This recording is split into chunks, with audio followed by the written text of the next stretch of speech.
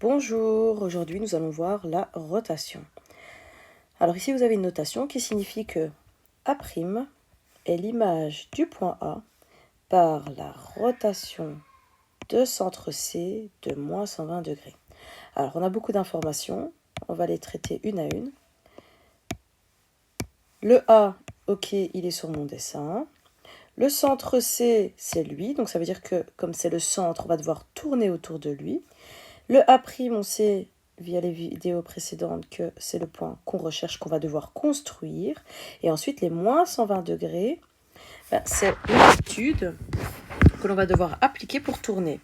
Alors, on a vu que quand on va tourner dans le sens des aiguilles d'une montre, donc le sens horlogique, ça va être le sens négatif. Et quand on va tourner dans le sens contraire des aiguilles d'une montre, là, ce sera le sens positif, donc le sens antihorlogique. Ici, on nous parle de moins 120 degrés. Ok, donc je réfléchis, je me dis, je vais devoir tourner dans le sens des aiguilles d'une montre. Parfait. Première chose, à l'aide de votre latte, vous allez venir relier le A et le C. Deuxième étape, on va venir tracer notre flèche en partant plus ou moins du milieu du segment qu'on vient de tracer et en tournant autour du centre, parce que tout va se passer autour du centre. Alors comme c'est négatif, on va tourner dans le sens des aiguilles d'une montre. Donc la flèche, je pars d'ici plus ou moins, et je vais tourner autour de C. On n'en fait pas une trop grande, parce que cette flèche, elle va nous permettre de savoir où est-ce qu'on va placer l'équerre. Donc si on fait une flèche qui fait tout le tour, on ne sait pas si on va devoir placer l'équerre par-dessus ou en dessous du segment AC. Donc on fait une flèche qui fait plus ou moins un demi-tour, et puis ça suffit.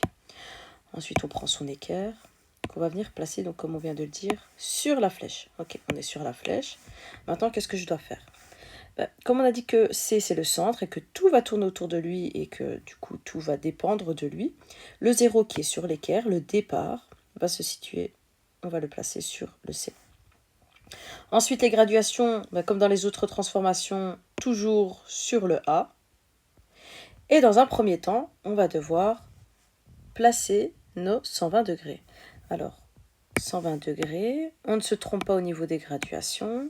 120 degrés, on est ici. Alors, pourquoi est-ce qu'on est là et pas... Donc, pourquoi est-ce qu'on sur l'équerre, on est à droite et non pas à gauche?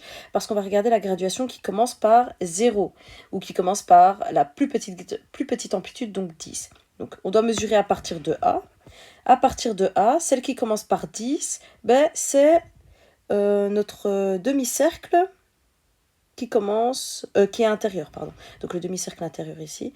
Donc on voit que c'est 10, 20, 30, 40, 50, 60, On suit jusqu'à arriver à 120.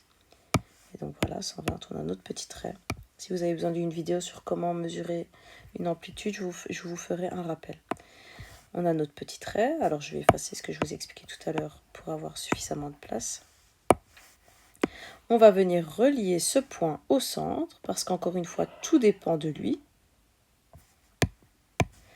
Alors maintenant, c'est bien beau, mais on ne sait pas si le A' va se trouver là, on ne sait pas s'il va se trouver là, on ne sait pas s'il va se trouver là. Il n'y a qu'une seule possibilité. Donc, qu'est-ce qu'il faudrait faire ? On a dit que les transformations du plan conservaient les mesures. Donc, on va venir mesurer entre A et C. On mesure entre A et C. Soit à l'aide de l'équerre si on n'a pas de compas.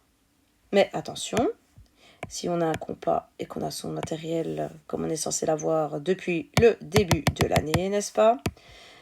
On va venir mettre sa pointe sèche sur le A ou sur le C, peu importe, et le crayon sur l'autre point. Donc on mesure, voilà. On mesure, et une fois qu'on a cette mesure, on garde bien la même ouverture de compas qu'on a eu à l'instant.